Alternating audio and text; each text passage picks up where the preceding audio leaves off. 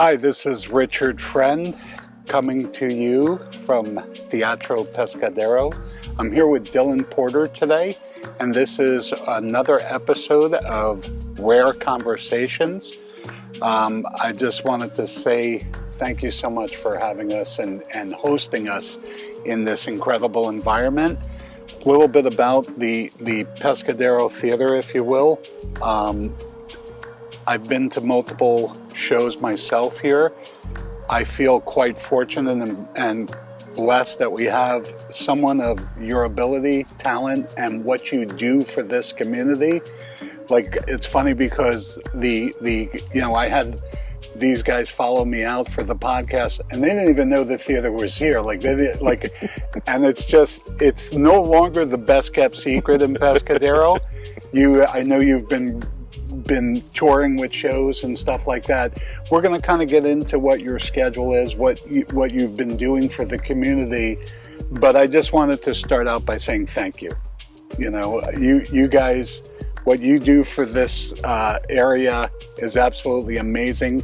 The talent that you brought in, the shows that you've put on, written, produced, songs, and then we could talk a little bit about the three different stages or platforms that venues that you're offering here.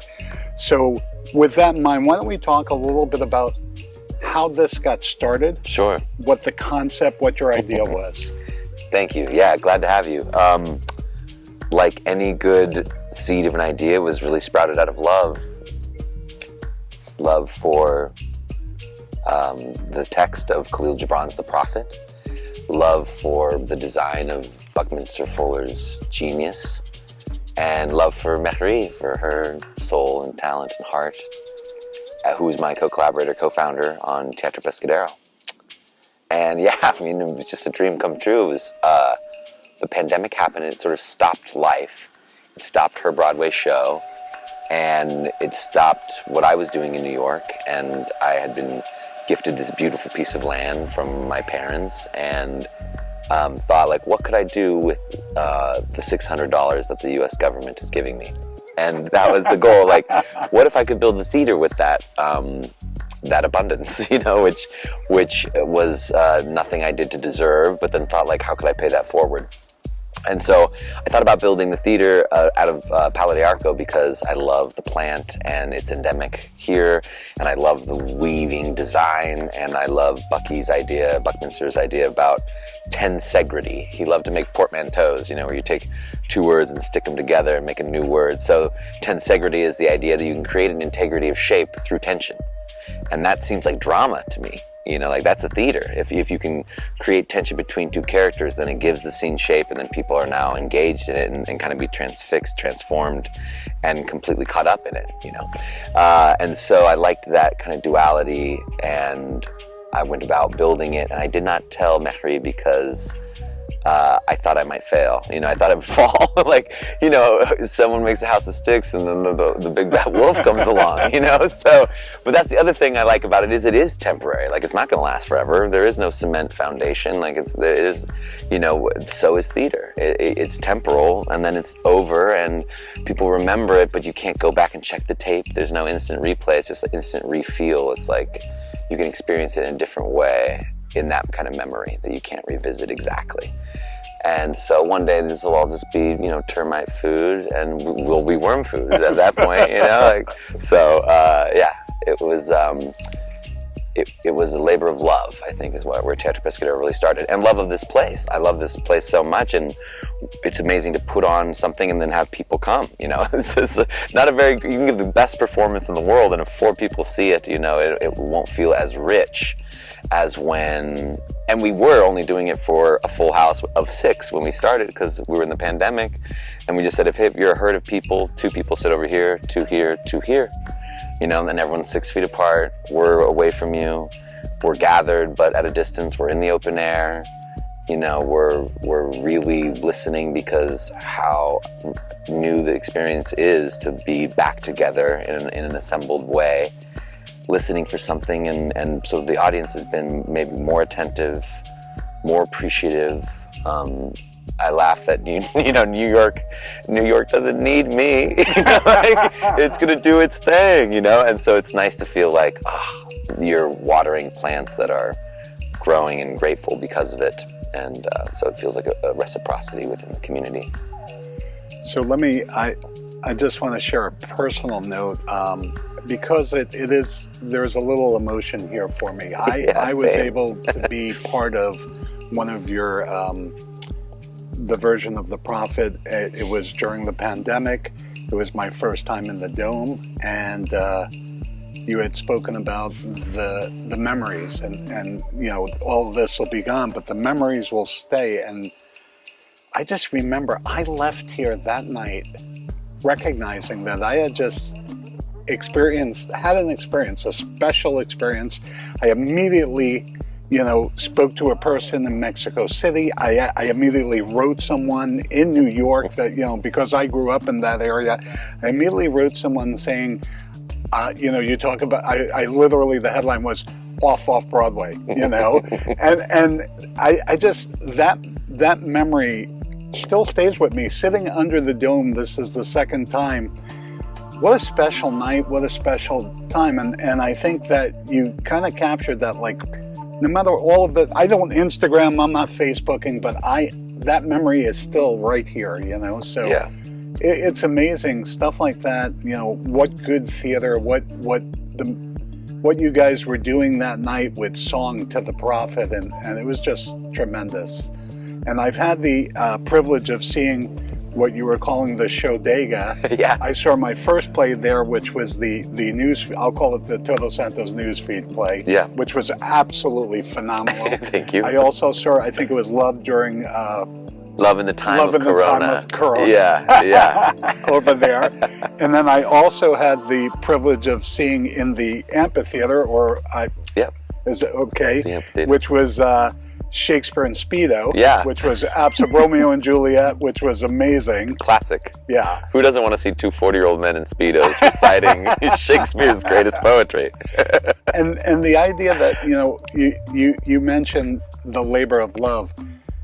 It really was. I mean, both of you started, you were gifted the land, the land came, you used it and said, I'm going to do this. And I'd have to say, because I've seen you interact with Marie, and it's just you two together on stage, off stage, it is a labor of love, and it's an emotion of love that you guys bring to this, that you share with your audiences. That's really captivating. Like for me, it's just like that emotion is definitely, that energy is in your audience, and everyone, like I look around sometimes during a show and I'm like, everyone's feeling it, and you're bringing it. So the labor of love to me is actually, it's more than just this, it's what you guys share together.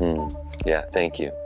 Yeah, I feel similarly. We love the work section of the Prophet, the chapter on work, where he simply states that work is love made visible, and that feels so true. And when you work with love, you bind yourself, to one another, and to God, and you become part of life's inmost secret.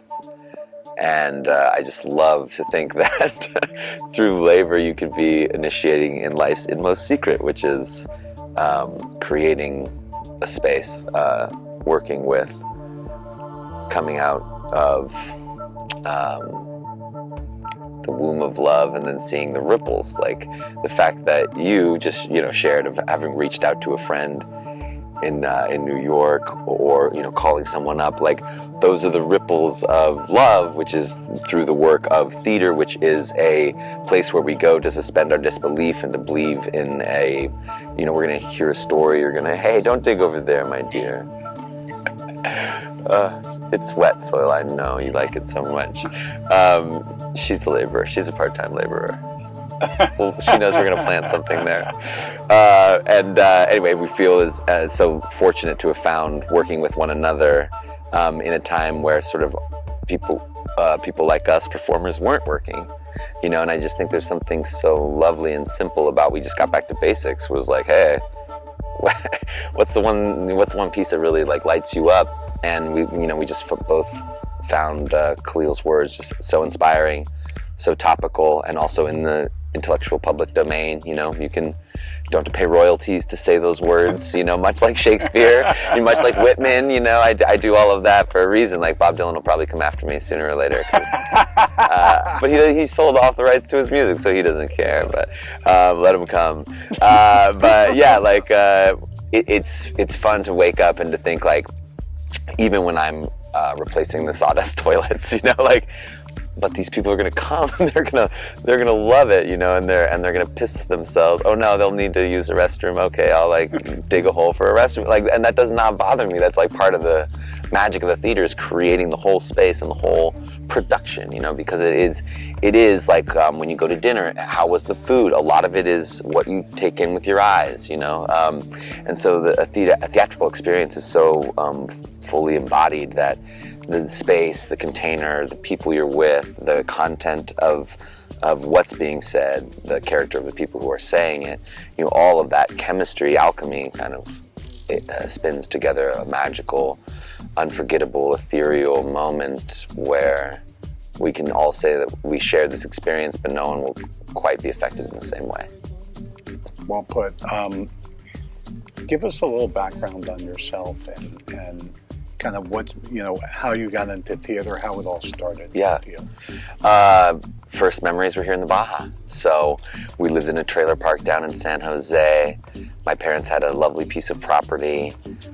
So my first memories were sitting in the window of the restaurant that was in the center of the trailer park where everyone came to eat.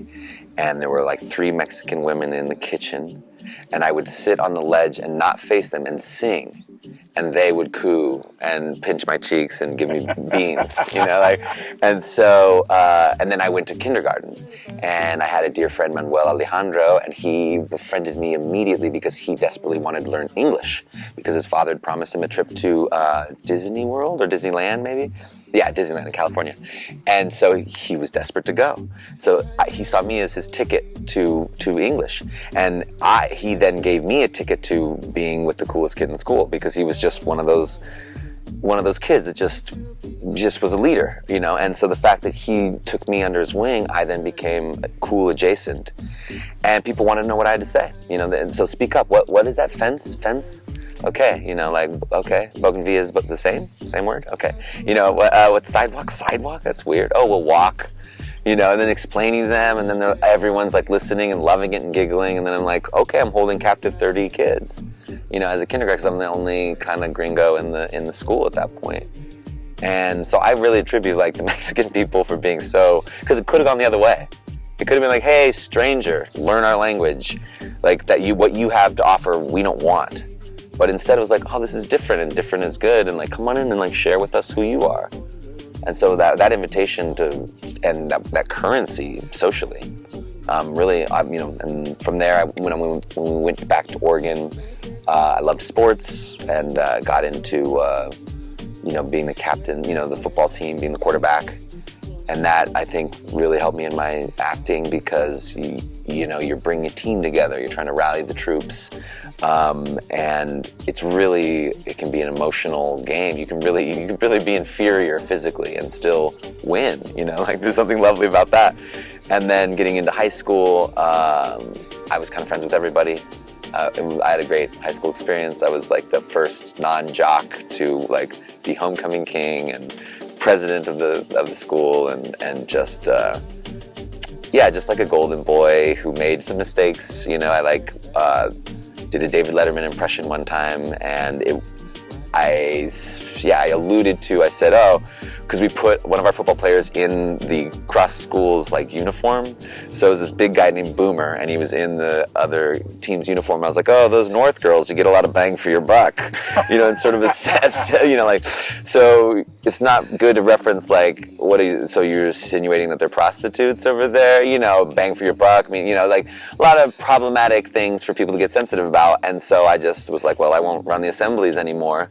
Running the assemblies was 2,000 kids, you know, there was like a huge group. And when I didn't run them, people just walked out because it was now, oh, recess time. But when I ran them, people stayed. And so it was like, okay, kind of have to, in order to create spirit, you gotta have to be fun, kind of break the rules a little bit. I would bring in teachers and they would perform, so they would come in as like 80s, like, you know, Bon Jovi or whatever, you know, and they would have a chance to shine too.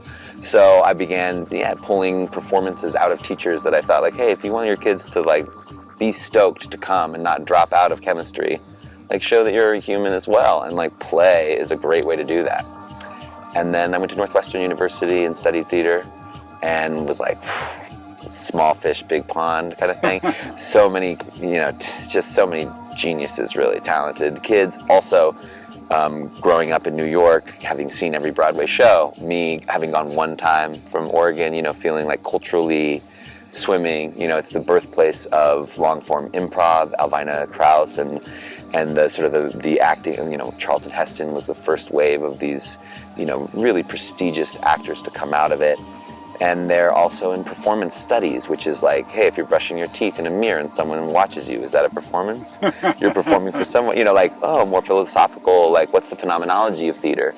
And then adaptation of literature. And so I've really gotten into like, oh, nothing's precious, everything's a story, let me consume this, and then, you know, translate it through me and put it on stage. And that's what I did with Khalil, and I keep the he said, she saids, and that's something I picked up at Northwestern. You don't deny that it has a literary past. You're just the mouthpiece through which you try to whistle this music. And that's really beautiful because then the ego can really come out of it. And I'm like, oh, Dillon, like these words aren't mine, right? But I'm just the vessel. And that's so fun and freeing, because if you're in judgment of what I'm saying, it's actually not me. You know, so I take no ownership. If I go to freestyle or to write something my own self, like the musical, you know, that one, I put myself in a little bit more of a vulnerable place, because what if people don't like this? This will be such an indictment on my worldview. When I do Whitman, I don't care if you don't get it, you know, but we're here, and you don't need to get it to feel it. And if you're feeling it, I'm feeling it, and now we're all feeling it, and here we are, and there's the breeze.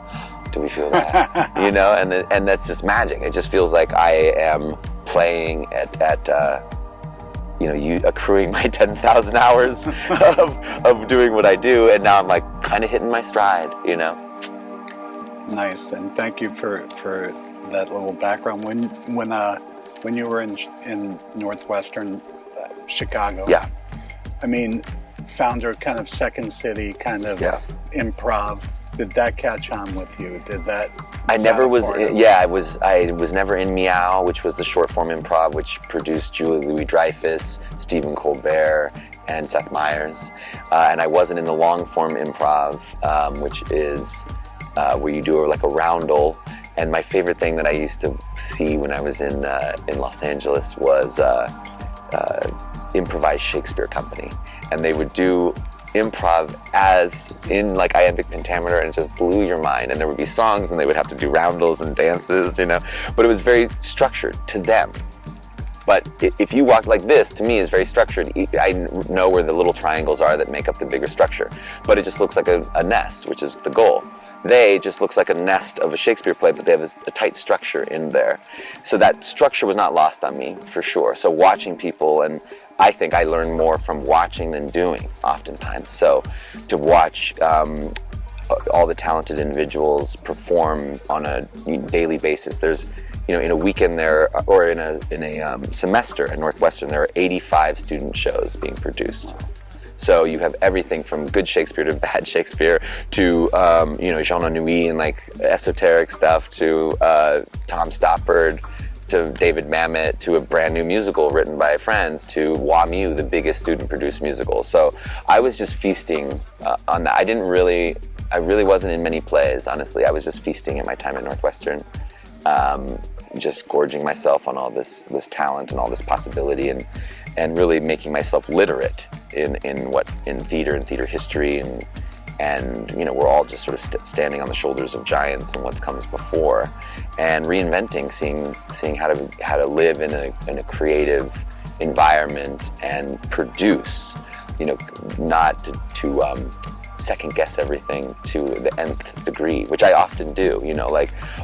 I won't just put it up until I feel like it's in its right place and right mind. Well, then you can tinker forever. I love I don't know, maybe it was Ferlinghetti, some great poet said, like, a poem is never done, you just walk away. And I feel like, a theater's like, the play is never ready until the audience shows up, then it is, So let me share just a personal, so the background of sports and relating over to kind of, doing theater and just helping you with that aspect of it. We share that similar background. Yeah. And then I remember I was about 10, 11 years old. My mom would go to what they call twofers on Wednesday on Broadway, where they do a matinee, and she would go, probably once or twice a month into the city and go to see her matinee with her group, with her theater group. And then I remember for my 11th or 12th birthday, she took my brother and I to our first play on Broadway. And I was like, I remember that feeling like, why do I like this so much? This is amazing. Like, I've never had that experience. Like, in the New York theater, which was absolutely phenomenal. It was a play called Magic, Doug Henning, right? And the years, this was 70s, right? And I just remember, I was like, wow, this is incredible. And then Grease on Broadway. Then mostly she would go to musicals, and I asked her to start taking me to dramas. And just, then all of a sudden I was, I got into high school, and I was going to off-Broadway plays because I had friends that were in high school that were doing, trying to make it in a career in New York. Sure. So I would go see what they were doing, and it's so funny because when I said to the person off-Broadway on the phone that night after your play, like, we used to joke around where I grew up, off-Broadway was like Teaneck, New Jersey, Like, if you were playing off-Broadway, I was like, I just saw the most amazing production, and it's pretty far off Broadway, Yeah. And I want to share that experience because it is about escaping, and it's about, like, dreaming, and it's about all of this, and you bring that to the table, and you wear the different hats, like, you're a lead. You're the lead actor. You're writing a lot. You're writing most of this. I saw Dillon on Dillon, and that's another thing we share. Like, my love for the Bob Dylan and the songwriter that he is. It's just, I've seen many shows of Dylan, and as you know, it's hit or miss, right? But when you did Dillon on Dillon, and you did it in the Plaza Amigos, I was like goosebumps, It was just amazing. And I'm probably one of the few in the audience that was literally in my head singing every word to every, I'm just like, I don't want to, don't sing out loud. Don't sing out loud, I mean, it's a treat to watch you, but more like what the director said, the producer said, like, where does it all, that evolution, what? Yeah, I guess it's, probably from my ADHD a little bit, like, I'll work on memorizing text, and then I'll work on playing the guitar, which, is just a new pickup for me. So I play songs in live performance, knowing no music theory, like, I just know my 12 songs and I sing them, but I better know my songs well before I sing them, And with the Dylan thing, it came out of, I wrote that. This was a revisited. I was inspired because Mehri's voice and meeting Patrick. So it was just the people here, and I was like, Woody Guthrie, Joan Baez, perfect. That's who I need. When I wrote it the first time, the Woody didn't want to be an actor. Patrick did. So Woody's character just grew a little bit. And then I did something at Plaza Amigos that I'd never done before. Before a show, I just said, this piece is a work in progress. And that doesn't mean I don't like when actors qualify it, like, well, it's not quite ready, but I'll do it for you. That's not it. No, we feel confident in what we're giving, but we're also looking for feedback.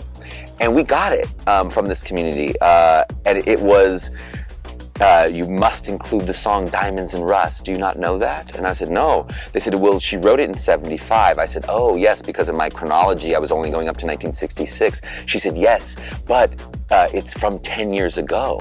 So she's writing about 1965, but it just doesn't come out until 75. And I'm getting goose pimples just thinking about it, man, because now Joan's entrance, like, God damn, here comes that voice again. It's not unusual, it's just that the moon is full and you happen to call. And it's just like, whew, like, and now you're in your 40s and you think about your loves that you've had in your 20s, and my heart still skips a beat when one of them, you know, rings up, and I think like what might have been, or I think about the children I thought about having with this woman, or, you know, then Bob is really hitting you, and he'll tell you that his songwriting evolved even more because of, and this is a little teaser for the next show, Joni Mitchell. And so Joni Mitchell's Blue in 1971 really helped Bob see, like, wow, you can write about all these personal things. And he began to continue to evolve. I mean, he's had 8 chapters in his illustrious career. You know, you can't kind of confine him into one show, which is why I'm just like taking it piecemeal, I guess. But so chapter 2, we're gonna do, it's called Rolling Thunder Blue.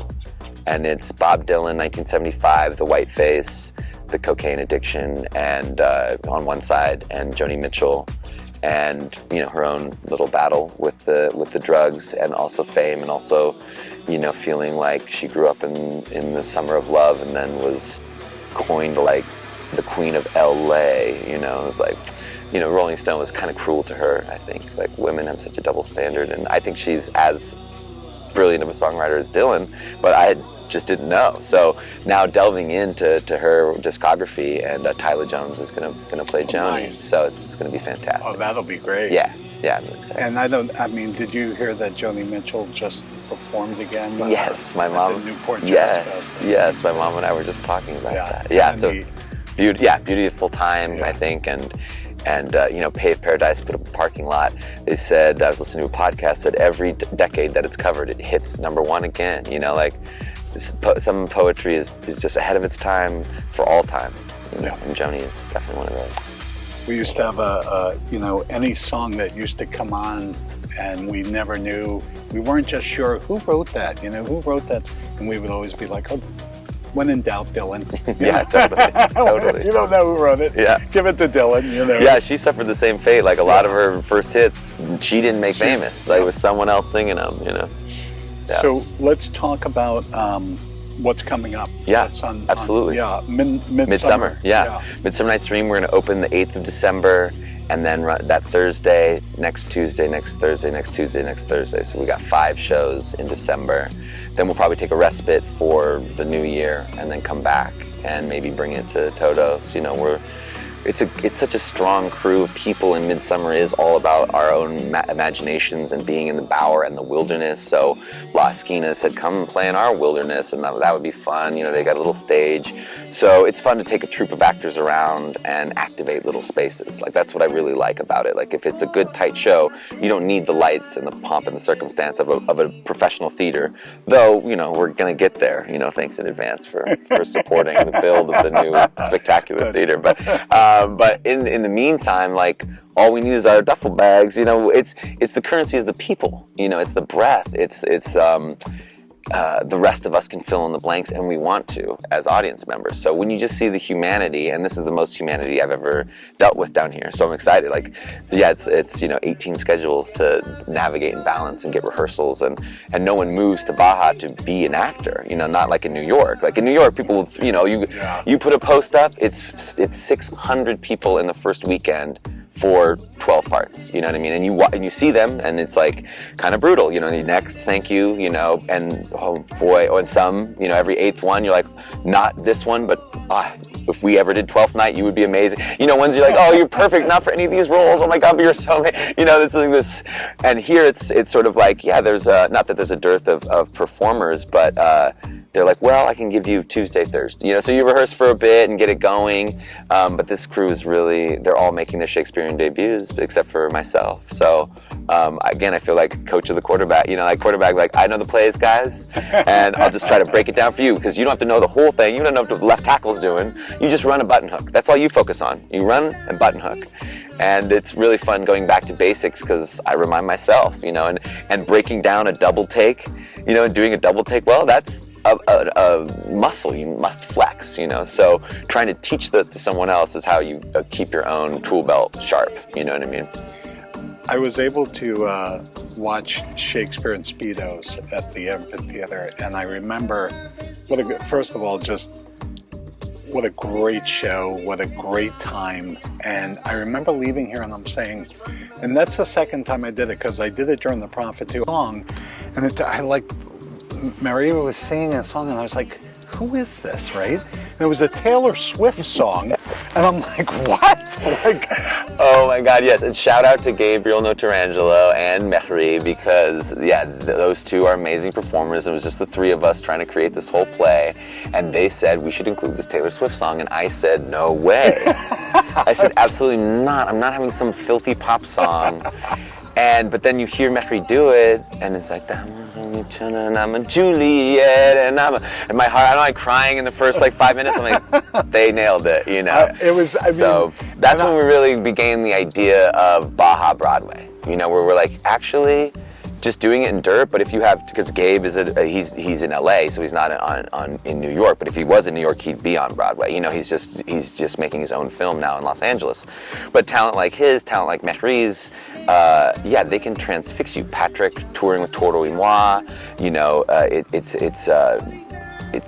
it's easy to touch off the sensibilities with performers that good. You just don't need much else, And so that was such a lovely thing to parse down the text and with the bare bones, and with a little bit of body oil, make it fun. But they crushed it. That Taylor Swift song, I know. Yeah. I know. And the Tiger Mountain Peasant song is another one that Mehri sings in The Prophet, and it's just... That was amazing. She wrote that, yeah? She wrote Tangerine. Tangerine. Yeah. Okay. Yeah, absolutely incredible. And if you want Tangerine, you got to get it on our Patreon. That's where you can get it, if you want to download that. And so... let's talk. I think you're doing a workshop for children, is that? Every Friday I work at the Montessori school, and it's Fridays with a Y. So my only thing is to show up and delight, and it's such a reciprocity. It's kids are just a lifeline to creativity, to non-traditional thinking, and poetry comes naturally to them, and they like rhyme, they like repetition, and they like fart jokes, and so I try to elevate it a little bit, but they get bored with stuff that's too preachy or too, they can see you're trying to push a moral on them. Can't we just talk about some guy having a big butt, that's what they want, and so it's I try to do lowbrow, highbrow, and but we set someone up who's a real good smart investment banker, and then he has a big butt, then it's funny. We can't lead with the big butt stuff, and so just doing real good work with the kids. And what I like about it is there's no real pressure for them to perform. It's more, and because not all of them will find joy in that. Most people say it terrifies me for public speaking. I don't want to do that. And cool, we don't need to foist you in, but we also don't need to assume that can't be an unlearned thing. Maybe you just weren't taught how to speak in public, how to formulate a sentence, how to stand in front of a lectern, how to feel your own power, how to breathe without locking your knees, little tricks you can be okay, I'm much more comfortable now in my own body, and now that I'm talking about something I feel fluent in, I'm having, a lot of strength. And all the actors here now, we're about 2 weeks out, and Bolo and I were having a conversation, and it was he was now in 2 weeks it'll really sink in. Nice. Yeah.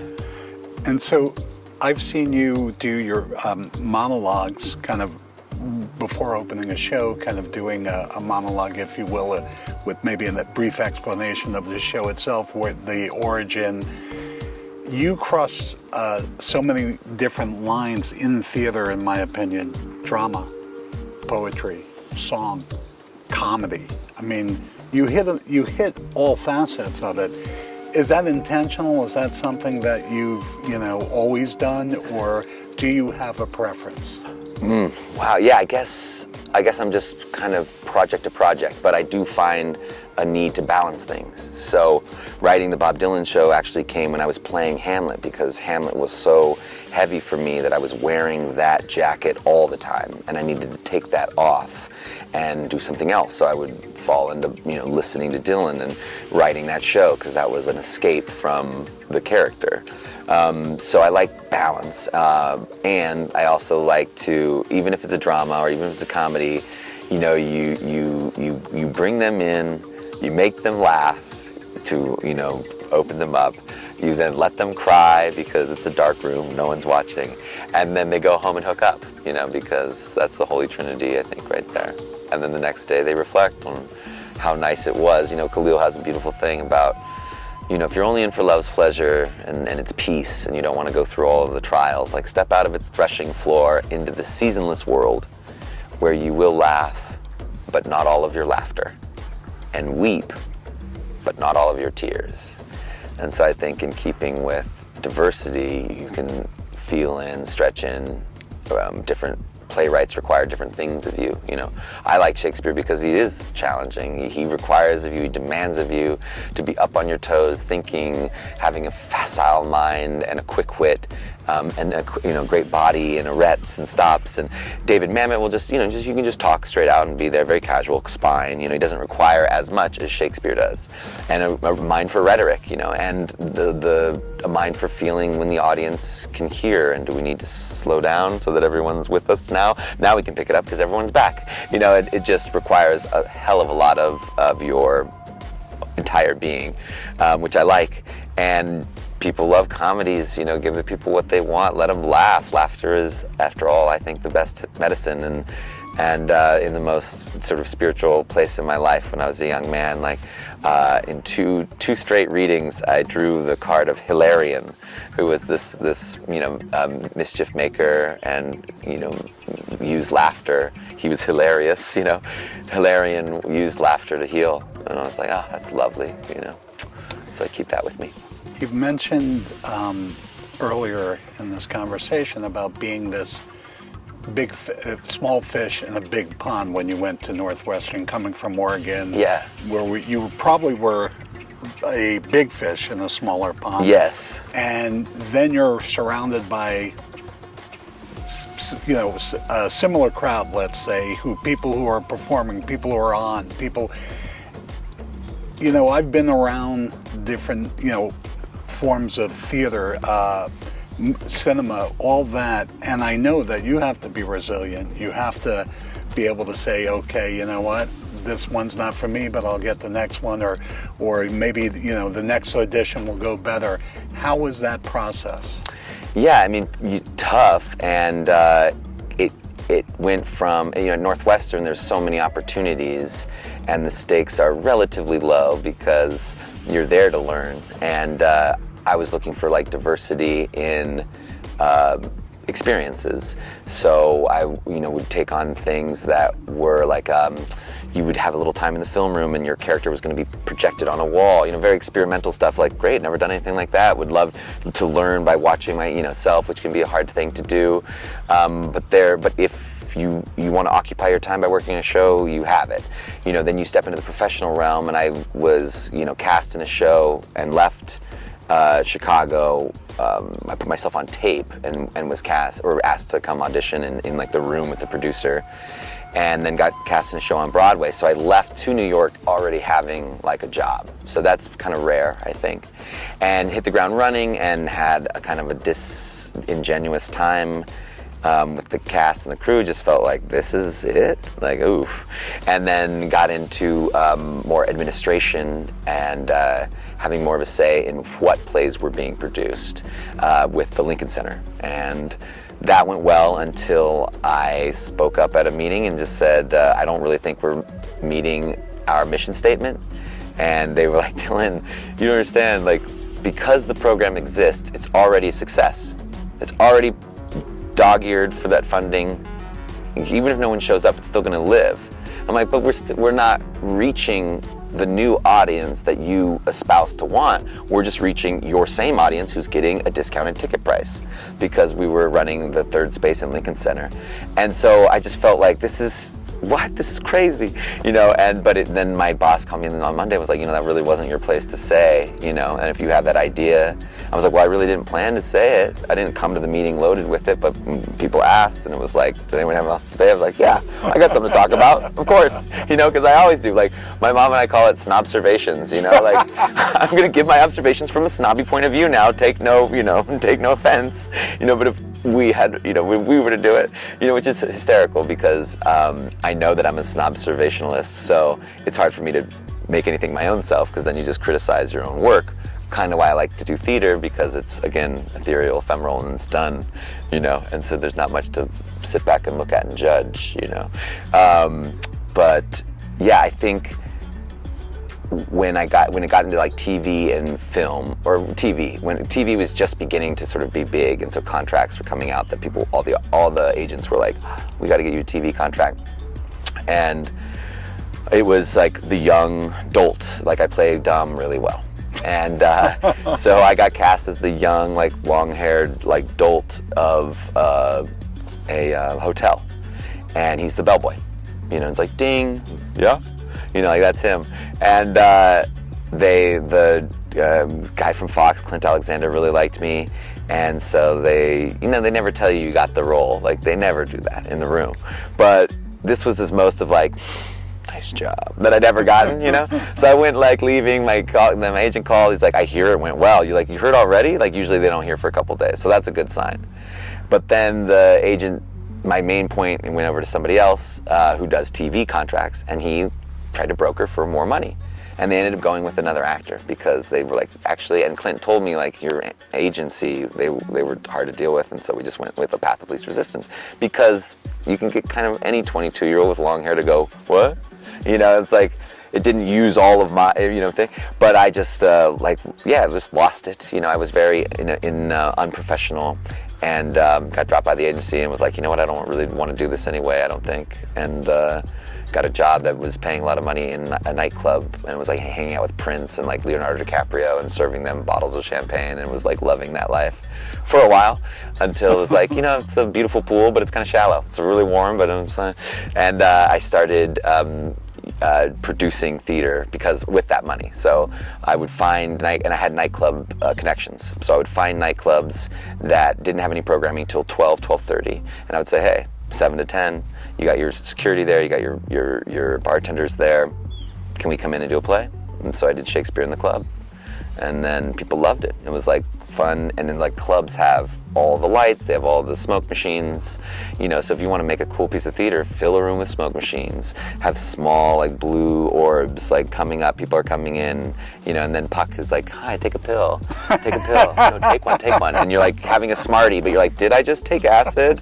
And like, you're messing with people, you're like really creating theater in a place that should have tons of theater, and the theater happens in that place. It just gets going at late night, so I ran that until I came down here for a break, and I was riding my nephew on the back of a scooter, and I had to stop because my eyes were catching the sun off the sand so much, and so I stopped and just was like closing my eyes, and like, tears are running from my eyes just because it was like so intense. And my nephew was like, well, maybe it's because you're not used to not used to seeing the sun because you work in the nights. And he just said something so simple, like, I was like, oh my God, like, maybe, like, I'm turning into a vampire, So when I got out of that, I started making movies, and then moved to Los Angeles for a couple years and made 4 like independent films that I'm really proud of, and but wanted to get back into theater because the film process has so many hands touching it. So many people are needed to pass it off that it's just a longer process. Here, it's a shorter process, and then people actually clap, and you get to be there for the claps. Like if someone loves your film, they might send you an email. But there's nothing like the immediacy of having a public being like, "Bravo, thank you for that. That was great." Like, that feels so healing. Feels so good. Feels so good, and feels so much more in line with what I like, which is interacting with the community. Making a film, but then you're a sterile screen. I don't know. You can touch more people in a way. You can reach more people with it because you can make a facsimile of it. But I don't think you maybe reach more of a breadth, but you don't reach the depth. And I love the theater of the intimate that we have going on here because of the depth. And so the theater of the intimate, I know, if you look at a lot of even film actors, they go back to New York, they go back to theater, and they want, because of that live performance, they want that immediate sensation. Yeah. This stream, is it what you saw? Is it? I mean, I know it's still an ongoing process, but the vision that you had, it seems to be real and has come to fruition. Yeah, I mean, we're kind of sitting in its iteration, and if it were just this were enough to sustain me and to keep me happy. I could perform in this dome every day and have 6 or 24 people come, and I would love the text that we're doing. It would never get old, and I feel like I would feel blessed to be seen and heard and absorbed. And then I love a talkback. I really get fed on the post-show stuff. So I guess the reason I'm opening it up to the amphitheater, growing a little bit, is that, I dream of building, with like straw bale and adobe and like non-traditional things, like a real Shangri-La, where people from New York, from real Broadway, when they come down for a week, they're like, wow, I stayed in this beautiful hotel, I ate at these great restaurants, I performed for 2 nights a week, and then it paid for my whole trip. That's the dream. It's like you just build it, then they will come, honestly, because this place already has so much to offer. Imagine if it offered people with 1-person shows, 2-person shows, stand-up comics, singer-songwriters, offering them a place to perform where they know they're going to get 90 people in the house. That's some good scratch, And I think that the venue that you've created here is going to facilitate that for sure. Yeah, I really hope so. Can see that. And so let's get into personal taste. You had mentioned like David Mamet, I heard you say a couple of times. Sure. Do you have a favorite playwright, or is there someone that really influenced you along the way? I really like Harold Pinter, but I've never performed in nor directed a play. I like to read him. Yep. So as a playwright like that, I would say Martin McDonagh as well. It's very kind of dark stuff. I don't really like to see it, wouldn't want to be in it. But as a playwright, love it. Tracy Letts, who most famously was August Osage County, fantastically masculine playwright of our time. Tops, I would be in any show of his for sure. Annie Baker, same, I would say, Pulitzer Prize winner, but on the feminine perspective, but writes men maybe better than Tracy does, so it's not all necessarily tied up in the gender. But Sam Shepard I like, though again dark. So yeah, I feel as if the drama lends itself to singular voices, whereas musicals and stuff much more collaboration. Maybe with comedy too, perhaps. Like I do like an improv team where it's a bunch of ideas being like, hey, and then they're popcorning in and bouncing off each other. Whereas drama's like, let me be a little bit more sullen and reserved, and what I'm going to pull from me will then, be my own undoing or redoing. So I would say those were personal tastes that I like. And you had mentioned that you were performing in Mexico City with your shows, or? Yeah. Mm-hmm. Okay, tell me a little bit about that. Yeah, it was great. Some people come here and they're from other places and they're like, this would be great back home. And then they hit you up on Instagram and just invite you to come. And you say, why wouldn't we? This would be silly, let's do it. And so it's a rooftop production of The Prophet among beautiful, chairs and low-lying pillows and such, on the 6th floor of a workplace, a collective workspace with a cafe for the public on the 1st floor, and then 4 levels of office spaces that they rent out for startups.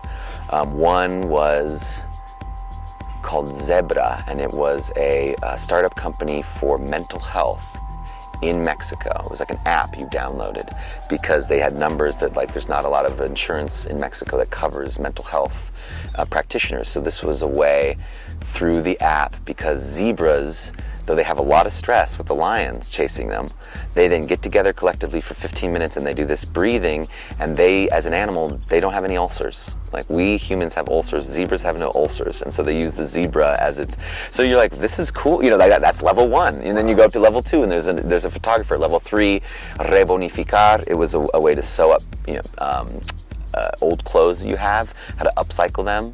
They'll like do crazy things like take two suits, and if you have, you know, one part broken and the other, they'll sew them together. It'll be like a bicolor, you know, like a, you know, like costume pieces. So I gave them some pieces of clothes. They made a new costume for Al Mustafa. We were there, and on the last Thursday, Friday, we performed for their you know, people who buy into their subscription. It was like an invitation performance, so they curate artistic performances for their clientele, and it was a great success. And another friend that we met, we performed over at Crania, and he'd mentioned, hey, if you're ever in Mexico City, hit me up. And then he saw on Instagram that we were performing, and he said, Dillon, why don't you hit me up? I told you. And he's like, you're performing in La Condesa, like, stay at the house. Okay, we say, like, cancel our Airbnb, we're staying at the house. And he's got a place, he's just like the John F. Kennedy of Mexico City. He's this beautiful guy, and his family has a home. It's like a clicker, the gates open up to this beautiful, you know, patio in the back, and we have our own room, and there's other friends of his that stay, and it's just in the family for friends when they're in Mexico City. Like, and just through one performance to feel like that was enough to make a connection with it. Someone's like, here's the keys to my palatial spot, go for it, glad you're in town. That feels like, that's the currency that's like, no, you know, there's no price tag I can put on that feeling of being a stranger in a strange city with a home, you know, access to a home of somebody's, you know, and like makes you feel like I could live here, you know. And then you put on your performance, and I didn't have to hand out one flyer, you know, I didn't have to do any self-publication like Haas. You know, they had it, you know, and it was like, great. Feels very held, you know, just like, and Mexico City was lovely. Like Chapultepec Park city was incredible. I mean, you know, I love Prospect Park even more than Central Park. I love Olmsted's designs, but this is like undesigned, you know. It's like those trees have been there for 2,000 years, like incredible. Have you yourself checked out any theater in Mexico City or Guadalajara or some of them? No, not at all. Yeah, I often lament that Mexico doesn't have the historical, you know, significance of a Broadway. Like, it's not as big of an industry, you know. And I have seen, you know, like the Cantinflas, like the comedy on TV. I feel like that's its major contribution to theater. You know, that sort of stylized archetype. You play, it's like Commedia dell'arte, but with a Spanish language twist, you know. Yeah. For me, it was a real experience. I just recently saw a concert, Roger Waters in Mexico City, and just seeing that you know, international figure like playing where everyone knows every word to every, you know, it's just amazing. And I was able to see a production of Chicago Cool. in Spanish with singing in the songs, obviously not in Spanish, but all dialogue in Spanish, and it was amazing. I you know, just seeing theater in different countries, I think, is just fantastic. And seeing something like that in Mexico City, it really plays to a part of it. And every time I'm there, I'm thinking, I've seen 2 plays in Mexico City, and I'm thinking to myself, literally, well, Dillon needs to get over here and do something here, because it's such a growing and such a fabulous city, you know. I fell in love, and it feels like it's having a moment in the international scene. Yeah. Much like Berlin or something like that. Like it really is. And we were there just after Zona Maca, so there was like a Zona Maca hangover. So we got to go to all these really cool places, and no one was there because everyone was tired, you know. And so it felt like a great time to get to know it. And yeah, I could absolutely see myself. The same friend is purchasing a 2-story restaurant that has a theater inside. And so he was like, great timing, come tour with me, what would you do here? You know, and then I was just like, whoa, that would be great. You know, really, like, it's just a place that's been there forever, you know, right on the Hippodromo. It's just like, it's a magical city. I would love to go back. We're getting a lot of that here. Yeah. And I think that your influence, I think this is going to tie in. I mean, I'm sure you have your vision, but it's really going to, I think you're going to, this production, what you're doing is going to really take off. I mean, whether you wanted to or not, I think it Well, is. you know, like you said, we like to be hard to find. You Yeah. know, we like to be the best kept secret. You know. Well, I think the cat's out of the bag. Yeah.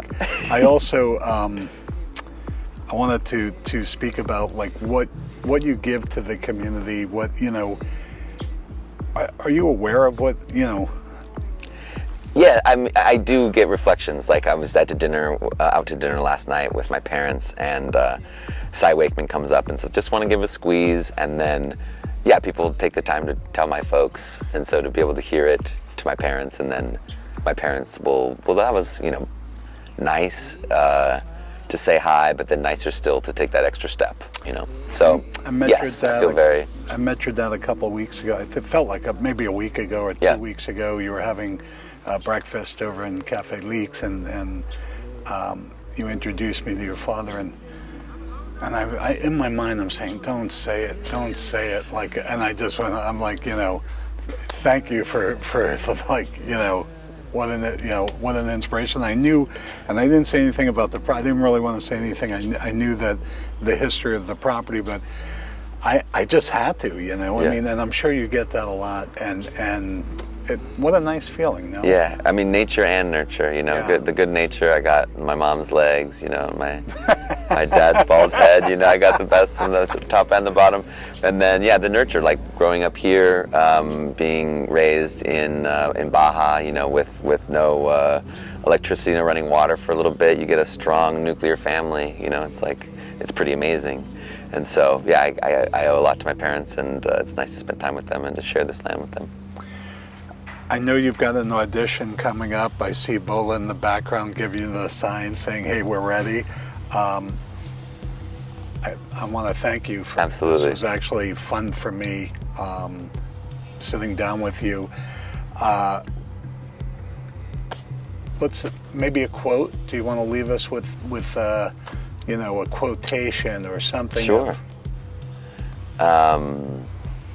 People of Orphalese, brief were my days among you, briefer still the words I have spoken. But should my voice fade in your ears, or my love vanish in your thoughts, then I'll come again. Yeah, I'll come with the tide. Fare you well, people of Orphalese, what was given us here, we shall keep. Forget not that I shall come back to you. A little while, a moment of rest upon the wind, and another woman shall bear me. Thank you, Dillon. Pleasure. I have to, you know, you're always on, and I take it that's off stage or on stage. And so thank you for sitting down with us and Absolutely. doing this, and it truly was a pleasure. You will be seeing this in the next couple of weeks, and before, you know, your up and coming Midsummer Dream. Yep, December 8th, Thursday, Tuesdays and Thursdays. Tuesdays and Thursdays, Tuesdays and starting Thursdays, December 8th. starting December 8th. Okay. Yep. Thank you so much. Pleasure. Nice job. Yeah, thank you.